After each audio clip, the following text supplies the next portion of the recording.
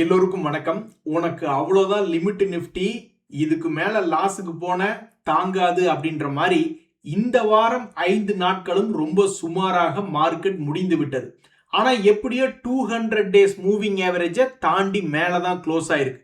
இதுக்கு கீழே க்ளோஸ் பண்ணான்னு வச்சிங்களேன், நம்மளால தாங்க முடியாது. ஏன்னா ஏற்கனவே ஒரு முறை மேலே வர்ற மாதிரி வந்துட்டு கீழே போனப்ப 1000 பாயிண்ட்கள் இறங்கிட்டான். உடனே நம்ம பல பேர்த்தினுடைய போர்ட்போலியோ 10-20% லாஸுக்கு போயிடுச்சு.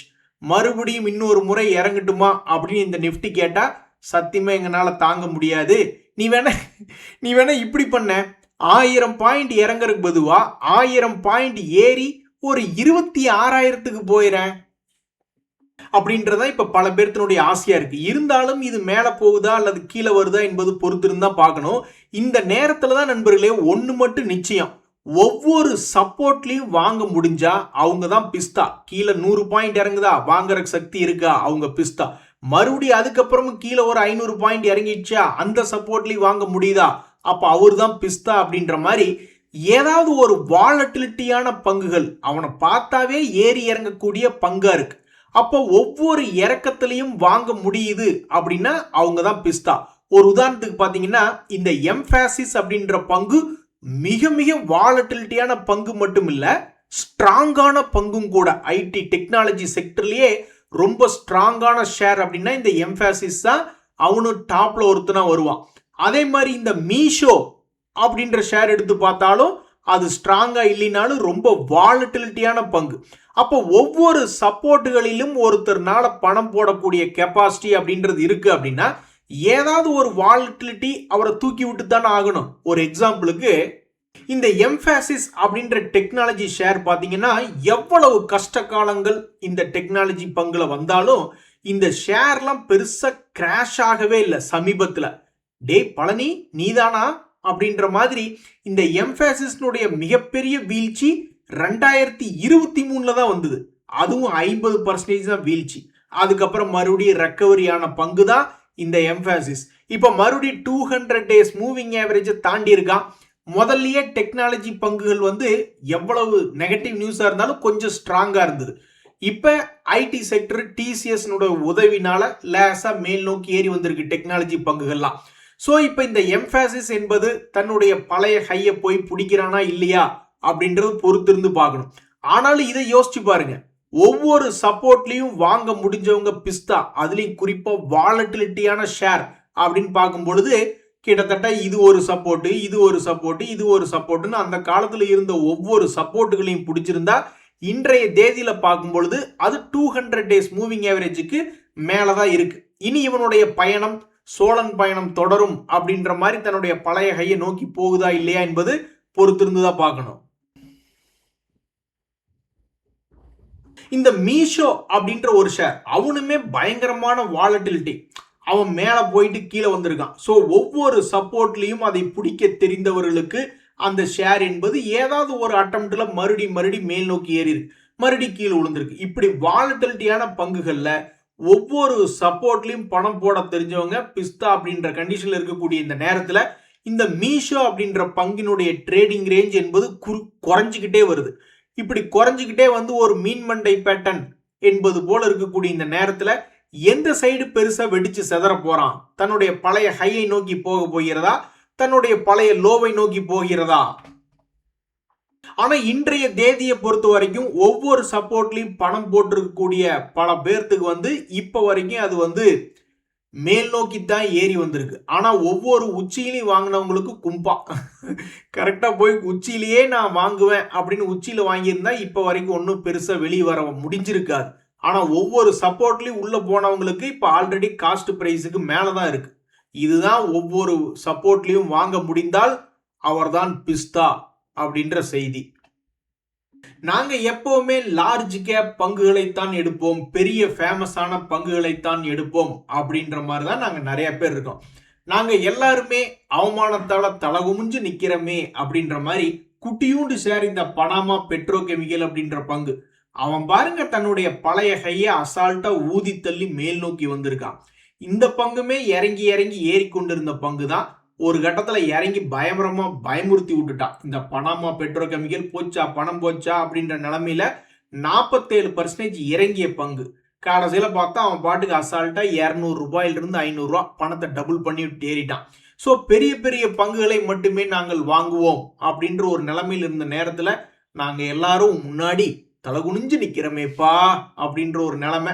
ஸோ இந்த பனாமா பெட்ரோகெமிக்கலை பார்க்கறதுக்கு மனசுல தெம்பில்லை என்றாலும் இவனை எப்படி எந்த குவாலிட்டி மேல் நோக்கி ஏத்தி விட்டது அப்படின்னு நம்ம பார்க்கும் பொழுது வேற யாரும் இல்லைங்க, அதனுடைய சேல்ஸ் என்பது இன்க்ரீஸ் பண்ணி 500 கோடியிலிருந்து இப்ப 800 கோடிக்கு வியாபாரம் பண்ணிக்கிட்டு இருக்காங்க. 51 கோடி லாபத்திலிருந்து இப்ப உயர்ந்து 71 கோடி லாபம் என்பது பண்ணிக்கிட்டு இருக்காங்க. இனி வரக்கூடிய ரிசல்ட் சீசன்ல முக்கியமான பங்குகள்ல இந்த பனாமா பெட்ரோகெமிக்கல் ஒன்று இருக்கு.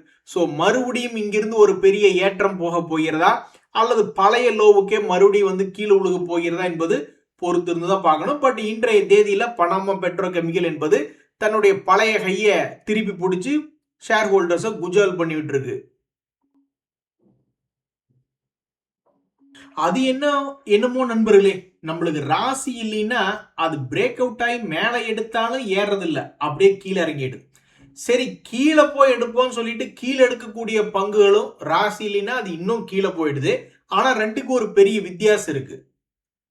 ஒரு உதாரணத்துக்கு டிசிஎஸ் அப்படின்ற ஷேர் கீழே இறங்கிடுச்சே அப்படின்ற மாதிரி போய் நம்ம கீழே எடுத்து அவன் ஏர்லினாலும் நஷ்டம் என்பது ரொம்ப கம்மி. இங்க பாத்தீங்களா, மறுபடியும் கீழே போயிட்டு மறுபடியும் அந்த கீழ் லோ ரேட்ல எடுத்த பிரைஸ் பக்கத்திலேயே சுத்திக்கிட்டு இருக்கான், பெருசா லாஸ் என்பது இல்லை. ஆனால் ஒரு உதாரணத்துக்கு நம்ம மேல எடுத்தோம் வச்சுங்களேன், இங்க பாருங்க, இந்த ஒலெக்ட்ரா புல்லிஷ் மொமெண்டம் ஆயிருக்கு அப்படின்னு சொல்லி இந்த இடத்துல ஒருத்தர் என்டர் ஆகுறாங்க, அல்லது இங்க ஒரு முறை புல்லிஷ் மொமெண்டம் ஆகுதுன்னு இங்க ஒரு இடத்துல என்டர் ஆகுறாங்க, மறுபடியும் இந்த இடத்துல ஒரு முறை புல்லிஷ் மொமெண்டம் என்டர் ஆகுதுன்னு சொல்லி எடுக்கிறாங்கன்னு வச்சுங்க. எல்லா முறையுமே கீழே போகுது அப்படின்னா அப்ப அவங்களுக்கும் ராசி இல்லை, மேல எடுத்தவங்களுக்கும் கீழே போயிருது, ராசி இல்லை. கீழே எடுத்தவங்களுக்கும் தொடர்ந்து கீழேயே போகுது, அவங்களுக்கும் ராசி இல்லை. ஆனால் இவர்களுடைய நஷ்டம் சும்மா 10-20% நின்றுது. ஆனா இந்த ஒலெக்ட்ரா கிரீன் டெக் அப்படின்ற பங்கை எடுத்து பார்க்கும்பொழுது எவ்வளவோ முறை 200 டேஸ் மூவிங் ஆவரேஜ் தானா பழைய கையை பிடிக்க முடியல, இந்த டிசிஎஸ்னாலையும் பழைய கையை பிடிக்க முடியல. ஆனால் இந்த பங்கை மேல வாங்கும் பொழுது அது ஒருவேளை தொடர்ந்து மேல ஏறாம கீழே இறங்கிடுச்சுன்னா அப்போ ஒரு பெரிய பிரச்சனை என்பது ஆகுது. ஸோ ராசி இல்லை அப்படின்னாலும் அப்ப நாம எந்த இடத்துல போய் எடுக்கணும் அப்படின்னா பெரும்பாலும் நல்ல லோ ரேட்ல எடுக்கிறதா இருக்கிறதுலே பெஸ்ட். இததான் வாரன் பஃபெட் அவர்கள் சொல்றார். அதிகமான விலை கொடுத்து வாங்காதீங்க, அப்புறம் கும்பா குட்டி ஆயிட்டா என்ன பண்ணுவீங்க அப்படின்ற மாதிரி தான் வாரன் பஃபெட் அவர்கள் என்னைக்குமே சீப்பான பிரைஸ் கொடுத்துதான் ஸ்டாக்குகளை எடுக்க வேண்டும். வணக்கம், என்ன ஞாபகம் இருக்கா? நான் ஒரு கும்பா குட்டியா இருக்கும்போது நீங்க என்ன பார்த்திருப்பீங்க. இப்ப நான் மேலே ஏறி வந்துட்டேன், என்ன பாத்தீங்களா அப்படின்ற மாதிரி. இந்த டாடா டெக்னாலஜிஸ் அப்படின்ற பங்கு லாபம் செய்யக்கூடிய பங்கு, ஆனாலும் தொடர்ந்து சரிவடைஞ்சிட்டே வந்தது. சரி, நீ எத்தனை பர்சன்டேஜ் இறங்கி இருந்தா அப்படின்னு பார்த்தா சரியாக 63% என்பது தன்னுடைய உச்சியிலிருந்து இறங்கிய லாபம் செய்யக்கூடிய பங்கு. சரி, 60%ல இருந்து திரும்புறானோ இல்ல 80% வரைக்கும் போயிட்டு திரும்புறானோ அப்படின்னு பாக்குறதுக்கு பல பேர் ஆவலோட காத்துக்கிட்டு இருந்தாங்க.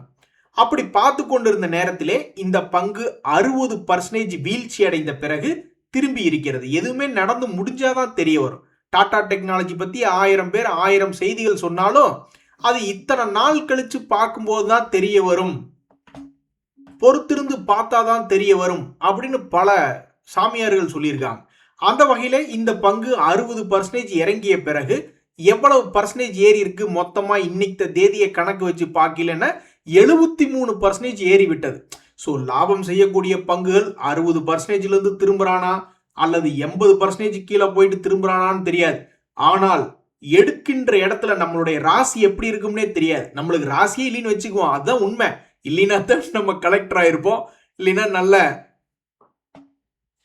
வேண்டாம் அதை சொன்னா வீக்கெண்டு வேற வருது, அவ்வளவுதான். அப்புறம் நம்மளுக்கு ராசி இல்லை அப்படின்னு நம்ம எழுதி நெத்தியில கூட ஒட்டிக்கிடுவோம். அப்ப நம்ம செய்ய வேண்டிய காரியம் என்ன ஸ்டாக் மார்க்கெட்ல அப்படின்னா இருக்கிறதுலே கம்மியான விலை கொடுத்து எடுக்க வேண்டிய ஒரு நேரம். அதுலயும் லாபம் செய்யக்கூடிய பங்குகள் 60% 80% கிராஷ் ஆனதுக்கு அப்புறம் தான் ஒரு சாதாரண ரீட்டைலர் அந்த பங்கை பத்தி யோசிக்கிறது நல்லது. ஏன்னா நம்ம கிட்ட காசு கிடையாது, இருக்கிறதே கொஞ்சூண்டு காசு. அதை மேல ஏறி கொண்டிருக்கக்கூடிய ஷேர்கள்ல பணத்தை போட்டு அவன் ஏறல அப்படின்னா, அதாவது மொமெண்டம் எப்ப வேணா யார் வேணா கெடுத்து விடுவாங்க. திடீர்னு இந்த ஈரான் வாரே மறுபடியும் ரீஸ்டார்ட் ஆகுது அப்படின்னா என்ன ஆகும்? கும்பா தான். இப்ப இந்த வெல்ஸ்பன் லிவிங் அப்படின்ற பங்கு ரொம்பவுமே மொமெண்டம்ல இருக்கு. இப்பதான் புதுசா பணம் போடுறதுக்கு நிறைய பேர் வருவாங்க. ஏன்னா சமீபத்துல பிரேக் அவுட் ஆன பங்குகள் அப்படின்ற ஒரு செய்தியில இந்த வெல்ஸ்பன் லிவிங் என்பது இருக்கு. ஸோ இங்கிருந்து மேல் நோக்கி ஏறி வந்து தன்னுடைய பழைய கையை தொட்டுட்டான்னா பரவாயில்ல.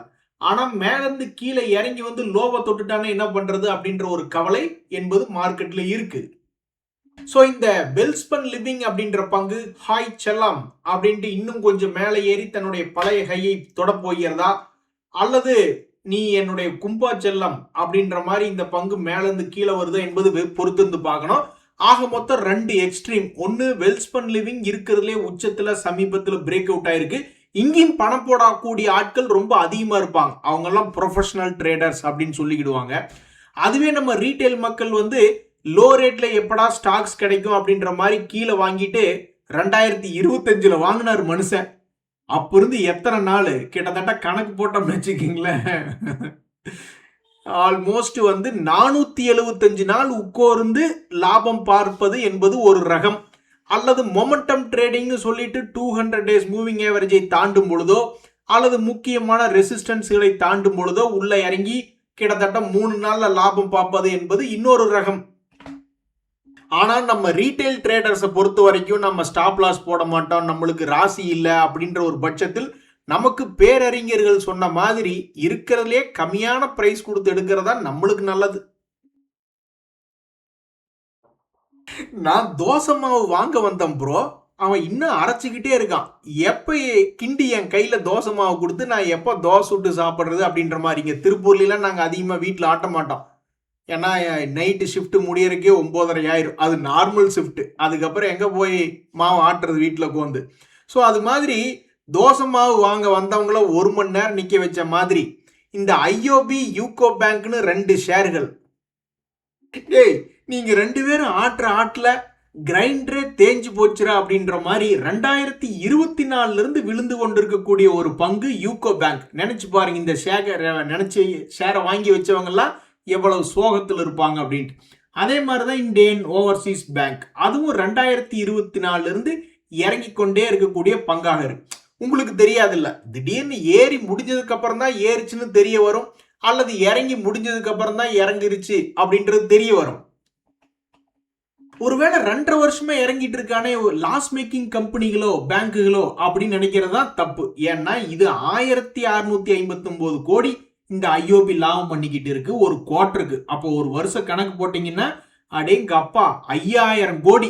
5000 கோடிக்கு மேல லாபம் பண்ணக்கூடிய பங்குகள் ஷேர் மார்க்கெட்ல மொத்தமே 43 to 60 கம்பெனிகள் தான். 6000 ஷேர் இருக்கு.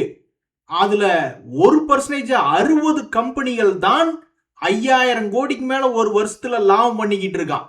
அப்போ ஐஓபி நீ எப்படி இருக்க, உன் பவர் உனக்கே தெரியலையா, என்ன கன்றாவின்னு தெரியல. இந்த யூகோ பேங்க் அப்படின்ற பங்கு அவனு 2817 கோடி ஒரு வருஷத்துக்கு லாபம் பண்ணுது. அதை கேட்டு பார்ப்போமா? அதுவும் ஒன்றும் பெரிய டிஃபரன்ஸ் இல்லை. எல்லாமே ஒரு மொத்தமே 100 கம்பெனிகளுக்குள்ளதான் 2500 கோடிக்கு மேல லாபம் செய்யக்கூடிய பங்குகளாக இருக்கிறது. அப்ப நீங்க ஏன்பா தோசமாவு வாங்க வந்த எங்களை இவ்வளவு நேரம் நிக்க வைக்கிறீங்க அப்படின்றதா இந்த 2 share, UCO bank share, IOB bank share, இந்த 2 பங்குகளையும் வச்சிருக்கிறவங்களுடைய மனநிலை ஒரு புத்தருடைய மனநிலை போல ஒரு மரத்துக்கடியில சம்மணங்கால் போட்டு உட்கார்ந்துருக்காங்க. என்னைக்கு எந்திரிச்சு ஓட போறாங்க அப்படின்றது பொறுத்திருந்து தான் பார்க்கணும். சரிங்க, எல்லாருக்கும் பை, நான் அப்படியே கிளம்புறேன், எல்லா கும்பா குட்டிகளும் கீழே போய் உட்கார்ந்துருங்க அப்படின்ற மாதிரி இந்த இந்தியன் பேங்க் என்ற பங்கு சமீபத்தில் எத்தனை முறை புதிய உச்சம் என்பது படைச்சிருக்கான் பாருங்க. அத்தனை முறை புதிய உச்சம் படைச்சு இப்ப வரைக்கும் அவன் பெருசா வீக் ஆகல. தற்போது 200 டேஸ் மூவிங் ஆவரேஜ் கீழே போனவன் மறுபடியும் உள்வாங்கி மேல வந்திருக்கான். எதுக்கு? மறுபடியும் இன்னொரு முறை புதிய உச்சம் போறதுக்கா என்ன அப்படின்றது தெரியல. ஆனா அந்த யூகோ பேங்குக்கும் இந்த இந்தியன் பேங்குகளுக்கும் என்ன வித்தியாசம்னே தெரியல. ஸோ இந்த இந்தியன் பேங்கினுடைய ஷேர் ஹோல்டர்ஸை நம்ம போய் பார்க்குறோம். அங்கேயும் பிரசிடென்ட் ஆஃப் இந்தியா 73.84% வச்சிருக்காரு. இந்த யூகோ பேங்க்ல போய் பார்க்குறோம், ஒருவேளை இப்படியும் இருக்கலாம், பிரசிடென்ட் ஆஃப் இந்தியா வந்து மேலே ஏறி வர நேரத்தில் ஆஃபர் ஃபார் சேல் இது போட்டுருவாங்களோ அப்படின்ற மாதிரி கூட பயப்படலாம். இந்தியன் ஓவர்சீஸ் பேங்க் அப்படின்றத போய் பார்க்குறோம், அதுக்கும் மேலே பிரசிடென்ட் ஆஃப் இந்தியாவுடைய ஹையஸ்ட் ஹோல்டிங் 92.44. அப்ப இந்த ஷேர்கள்லாம் மேலே ஏறாமல் இருக்கிறதுக்கு காரணம் யார்?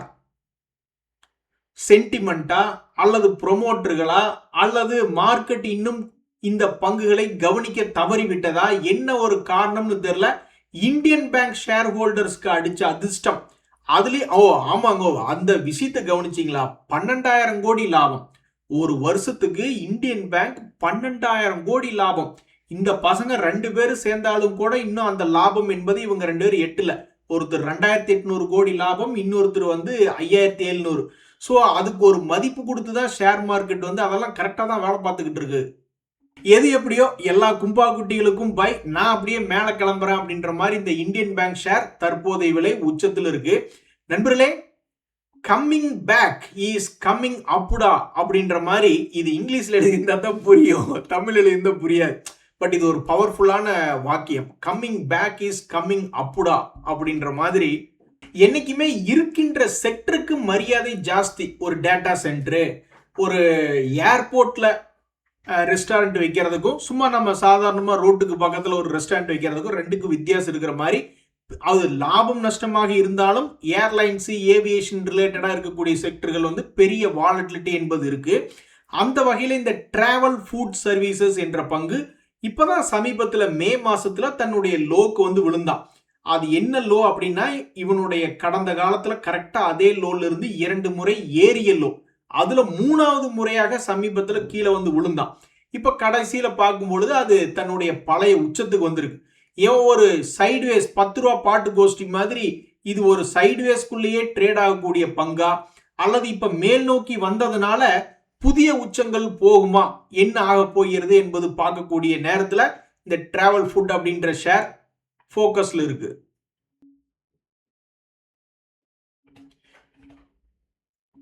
தடங்களுக்கு வருந்துகிறோம் அப்படின்ற மாதிரி சிவனேன்னு யாருமே எதிர்பார்க்காத மாதிரி நம்ம மார்க்கெட்டையே பாகுபலி மாதிரி இந்த பேங்குகள் மேல கொண்டு வந்துகிட்டே இருந்தது. யாரோ ஒருத்தர் கரெக்டா வேணுக்குன்னே சர்ஜிக்கல் ஸ்ட்ரைக் பண்ணாங்களா என்னன்றது தெரியல. ஹெச்டிஎஃப்சி பேங்க் முதல் கொண்டு எஸ்பிஐ பேங்க் முதல் கொண்டு நம்ம மார்க்கெட்டையே இறங்கவே விடாம மேல தூக்கிட்டு வந்துகிட்டு இருந்தாங்க. யாருனாலுமே நம்ப முடியல, நம்ம ஸ்டேட் பேங்க் ஆஃப் இந்தியாவா இப்படி ஏறதுன்னு. எவன் கண்ணு பட்டுச்சோ தெரியல, டக்குன்னு ஒரு நியூஸ் பேங்கிங் செக்டர்ல ஒரு நியூஸ் விட்டாங்க. யாரு? இந்த ஐடிஎஃப்சி ஃபர்ஸ்ட் பேங்க்ல இருந்து ஒரு நியூஸ் வருது. என்னப்பா அப்படின்னா 590 கோடி கவர்மெண்ட்டினுடைய பணம். அந்த பணத்தை ஏதோ ஒரு கையாடல் பண்ணிட்டாங்க, அந்த பணத்தையே காணுன்ட்டாங்க. அதுக்கப்புறம் தான் சிபிஐ இன்வெஸ்டிகேஷன் போச்சு, அரெஸ்ட் போச்சு, அப்படி இப்படின்னு போச்சு. சரி விடுங்க, அந்த நியூஸ் அதுக்கப்புறம் டாபிக் மாறி போயிடுச்சு.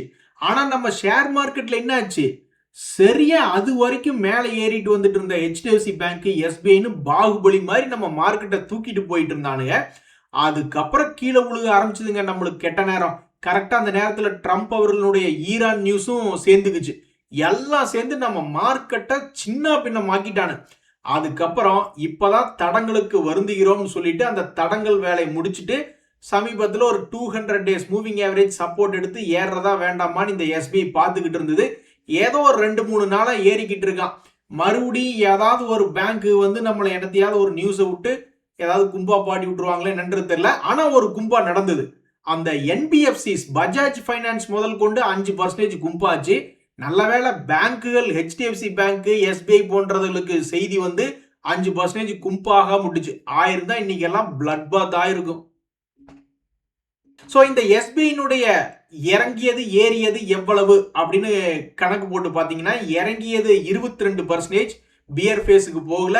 திரும்பி ஏறினது 17%. இன்னும் அவனுடைய பழைய ஹை போய் பிடிக்கணும், இப்ப இருக்கக்கூடிய விலையிலிருந்து அவனுடைய பழைய ஹையை போய் பிடிக்கணும் அப்படின்னா இன்னுமே அதெல்லாம் ஒரு 10%க்கு மேல ஏற வேண்டியதா இருக்கு. ஸோ மறுபடியும் புதிய புதிய உச்சங்களை இந்த எஸ்பிஐ போய் தொடுதா, அல்லது லாக் ஆனவங்களை ரிலீஸ் பண்ணி விடுறதுக்காக மேல போய்கிட்டு இருக்கானா அப்படின்றது தெரியல. நண்பர்களே, வீக்கெண்டுக்குள்ள என்டர் ஆகுறீங்க. இந்த ஷிப்பிங் கார்பரேஷன் ஆஃப் இந்தியாவுடைய 200 டேஸ் மூவிங் ஆவரேஜ் அழகை பார்த்துட்டு போங்க, அந்த அழகை ரசிச்சுட்டு போங்க. அதாவது சமீபத்தில் 200 டேஸ் மூவிங் ஆவரேஜை எப்படி ஷார்ப்பா தொட்டுட்டு ஒரு முறை ஏறி இருந்தான். அதுக்கு முன்னாடி ஒரு சர்ப்ரைஸ், ஒரு ஆச்சரியம் என்னன்னு பாத்தீங்கன்னா, இந்த வருஷத்துல ஏப்ரல் மாசத்துல ஒரு முறை 200 டேஸ் மூவிங் ஆவரேஜை டச் பண்ணிட்டு மேல போயிருக்கான். ஆக மொத்தம் 2 முறை அந்த 200 டேஸ் மூவிங் ஆவரேஜ் என்பது இந்த ஷிப்பிங் கார்பரேஷன் ஆஃப் இந்தியா ஷேரை காப்பாத்தி விட்டுருக்கு. இது ஒரு ஆச்சரியமான விஷயமா இருக்கு. இதுதான் இந்த SCI அப்படின்ற ஷேர்ல இருக்கக்கூடிய ஒரு செய்தி, 200 டேஸ் மூவிங் ஆவரேஜினுடைய செய்தி. இன்றைய தகவல் அனைத்து உங்களுக்கு உதவியான எனக்கு மகிழ்ச்சி. ரொம்ப நன்றி, வணக்கம்.